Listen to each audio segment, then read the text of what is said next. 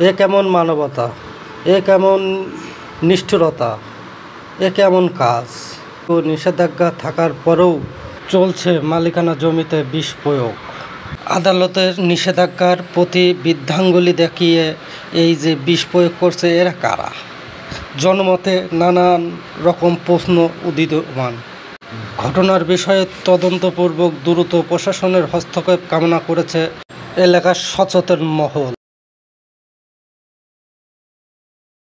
তাহলে সবাই চলুন এবার দেখে আসি কী নিষ্ঠুরতা কার্যক্রম পরিচালনা করেছে নিষ্ঠুর প্রকৃতির মানুষগুলো।